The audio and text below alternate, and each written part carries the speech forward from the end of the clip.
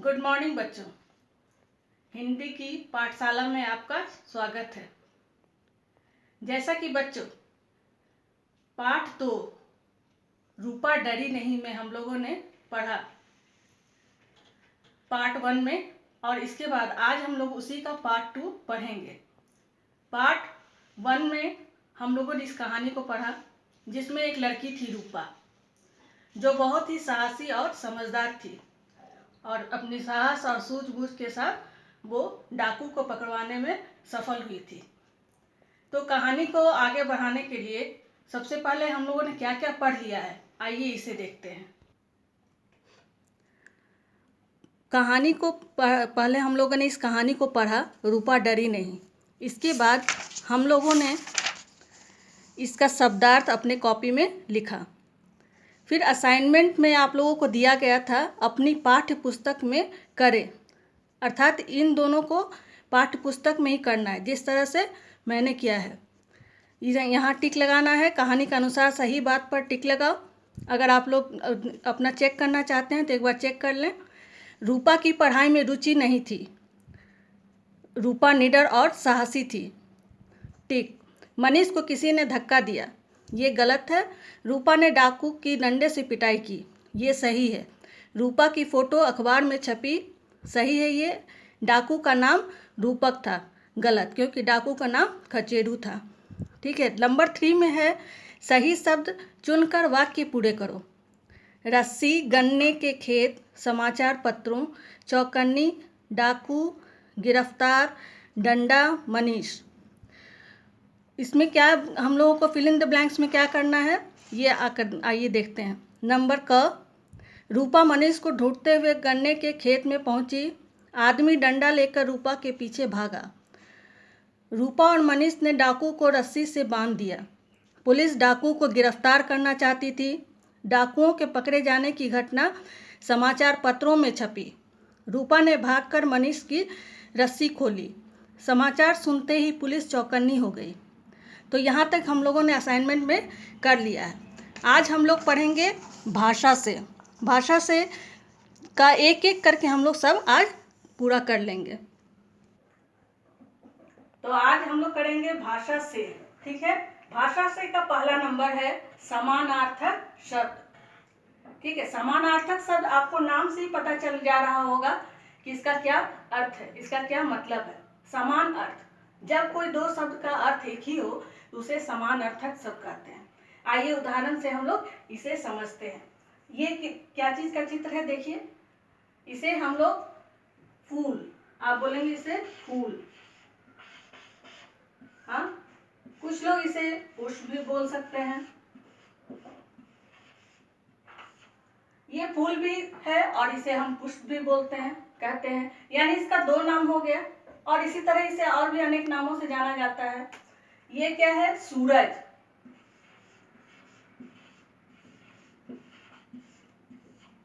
हाँ। ये इसे हम सूर्य भी कहते हैं, इसे हम दिनकर भी कहते हैं। सूर्य और सूर्य, सूरज और सूर्य। ये क्या चीज का चित्र है बच्चों, गृह। इसे घर भी कह सकते हैं, दोनों का अर्थ एक ही है, गृह कहें या घर कहें। ये है वृक्ष,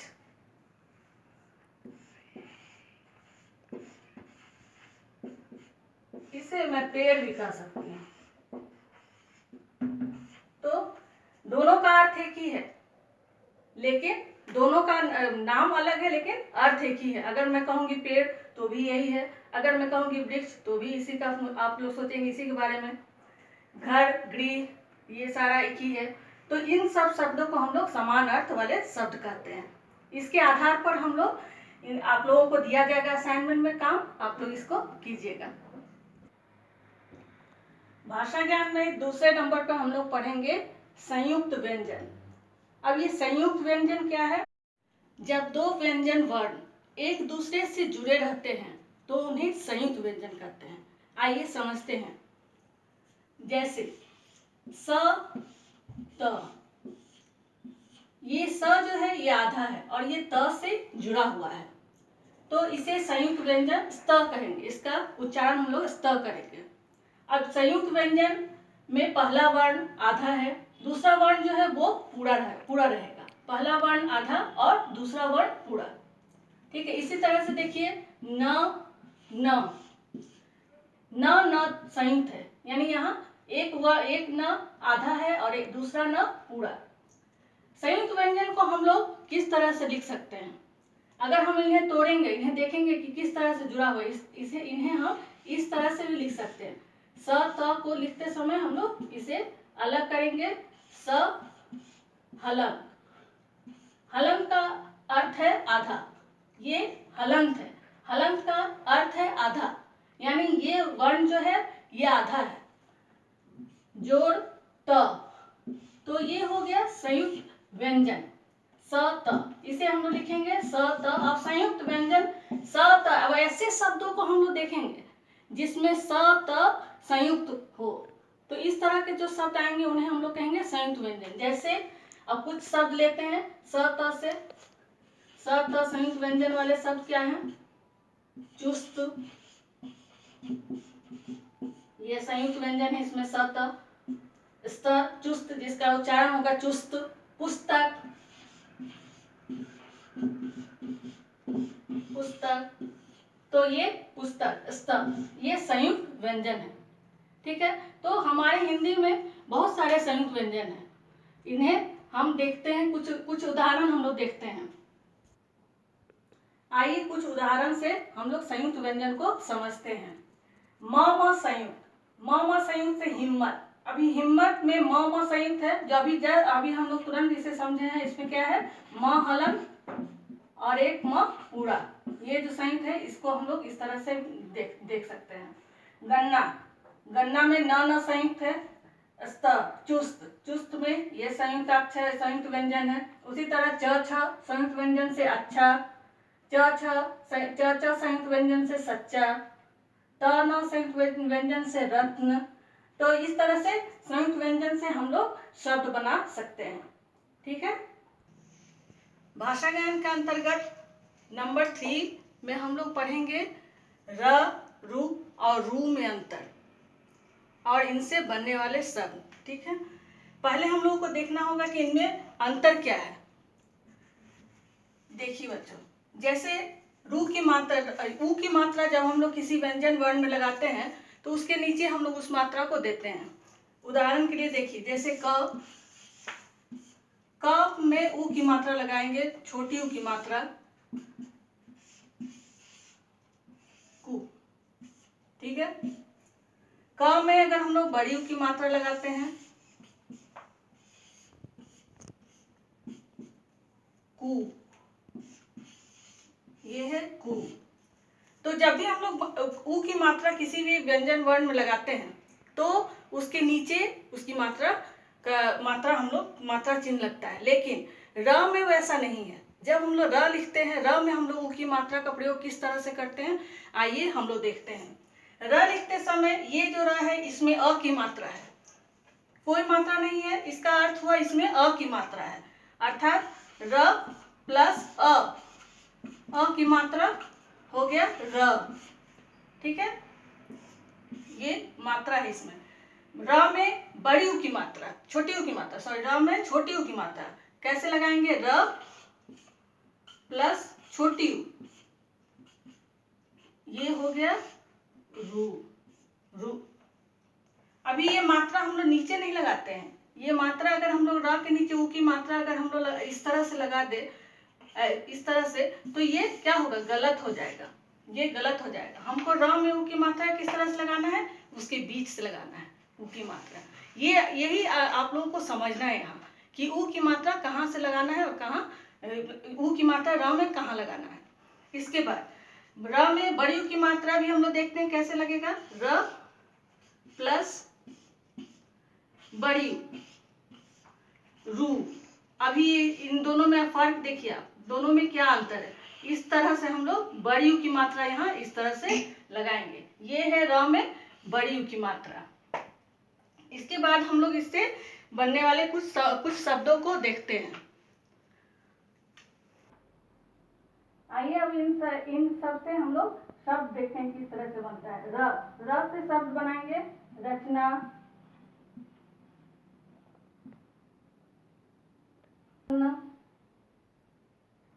र में छोटी ऊ की मात्रा रू, रुपया,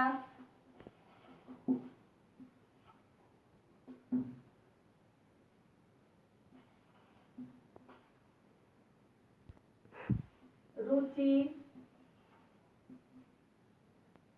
र में बड़ी ऊ की मात्रा रू, शुरू, रूपा। तो ये है र, रू और रू में अंतर और इनसे बनने वाले शब्द। अच्छा बच्चों, बताइए ये क्या है? ये गेंद है। ये मेरे पास क्या है? पेन, कलम। ये पुस्तक, ये अखबार। तो हमने क्या देखा कि हर एक चीज का एक अपना अलग नाम है। इन सभी नाम वाले शब्दों को हम क्या करते हैं? संज्ञा। तो भाषा से के अंतर्गत नंबर 4 में हम लोग संज्ञा अर्थात नाम वाले शब्दों को पढ़ेंगे। नाम संज्ञा किसी व्यक्ति, वस्तु, स्थान एवं मन के भाव आदि के नाम को संज्ञा कहते हैं। चाहे वो नाम किसी का भी हो, जो भी नाम किसी को दिया गया है उन सभी को हम लोग संज्ञा कहते हैं। व्यक्ति का नाम राहुल, सुभाष चंद्र बोस, राधा, कुछ भी हो सकता है। वस्तु, पुस्तक, कॉपी, चम्मच, गेंद। स्थान के नाम भारत, दिल्ली, झारखंड, रांची। मन के भाव बचपन, मित्रता, कोमलता। ये सारे जो नाम है इन्हें हम संज्ञा कहते हैं और इन्हें ही नाम वाले शब्द कहा जाता है, नेमिंग वर्ड, जो हम लोग पहले भी पढ़ चुके हैं पहले की कक्षा में। आज इससे थोड़ा सा विस्तृत इसका रूप है। ठीक है। अब भाषा से के अंतर्गत हम लोग नंबर 5 में पढ़ेंगे। नंबर 5 में हम लोग पढ़ेंगे लिंग। लिंग किसे कहते हैं? ठीक है, लिंग किसे कहते हैं? अच्छा बच्चों, जब मैं बोलती हूँ शेर, शेरनी, तो तुम्हें क्या लगता है? शेर सुनते ही तुम समझ जाते हो कोई ये एक पुरुष जाति का है, और शेरनी सुनते ही समझ जाते हो वो एक स्त्री जाति का है। माता, पिता, भाई, बहन, बालक, बालिका। तो इन शब्दों से हमें शब्द को सुनते ही हम जान जाते हैं कि कौन सा स्त्री जाति का है और कौन सा पुरुष जाति का है। तो शब्द के जिस रूप से उसके स्त्री या पुरुष होने का पता चले उसे लिंग कहते हैं। तो इसे हम लोग अपनी कॉपी में, हिंदी कॉपी में जब हम लोग भाषा से करेंगे और नंबर 5 में आएंगे करने के लिए, तो लिंग लिखने के बाद हम लोग परिभाषा लिखेंगे। परिभाषा लिखने के बाद ही हम लोग उसमें जो दिया गया है लिंग बदलो उसे करेंगे। इस बात को ध्यान रखिएगा आप लोग। आइए पहले परिभाषा लिख लेते हैं। वैसे आपकी पाठ्य पुस्तक में इसकी परिभाषा दी गई है, मैं फिर भी एक बार लिख कर समझा देती हूँ आप लोगों को। शब्द के जिस रूप से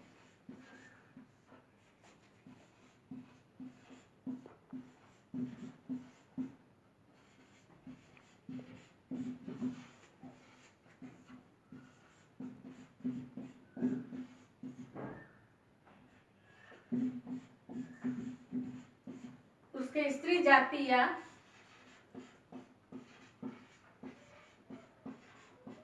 पुरुष जाति के होने का बोध हो,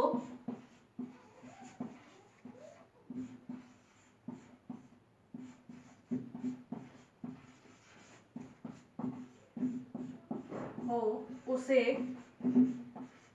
लिंग कहते हैं।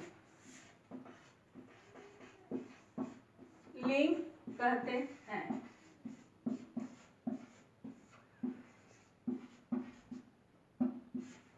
अब लिंग कितने प्रकार के होते हैं? लिंग 2 प्रकार के होते हैं। लिंग के भेद या लिंग,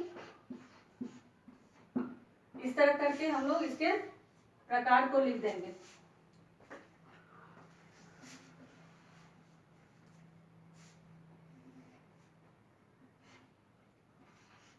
स्त्रीलिंग,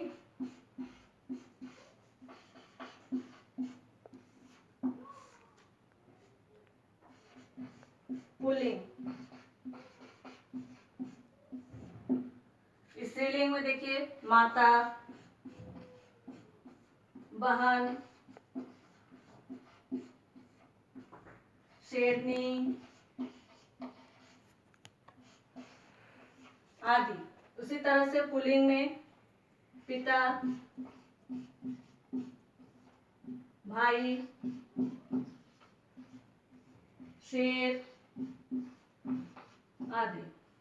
तो इस तरह से लिंग, स्त्रीलिंग, पुल्लिंग, पुल्लिंग का हम लोग इस तरह से लिखने के बाद उसका उदाहरण देंगे, माता, बहन, शेरनी।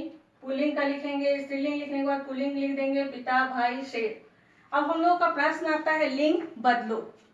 तो लिंग बदलो अगर हमें दिया रहेगा, वहाँ स्त्रीलिंग दिया रहेगा तो हम लोग उसका पुल्लिंग लिख देंगे, अगर वहाँ पुल्लिंग दिया रहेगा तो हम लोग उसका स्त्रीलिंग लिख देंगे। तो इसके लिए हमें ध्यान देना होगा कि कौन सा शब्द वहाँ दिया गया है, और हमारे पाठ्य पुस्तक में भी यही दिया गया है, लिंग बदलो, और इसे आप ध्यान से कीजिएगा। इसी के साथ ये चैप्टर, ये पाठ यही खत्म हो जाता है। इससे आज हम लोगों ने भाषा से जितना भी चीज़ पढ़ा उसी के आधार पर आपको असाइनमेंट दिया जाएगा, असाइनमेंट भेजा जाएगा, जिसे आप अपने हिंदी कॉपी में कर लीजिएगा। तो बच्चों धन्यवाद, घर में रहिए, सुरक्षित रहिए।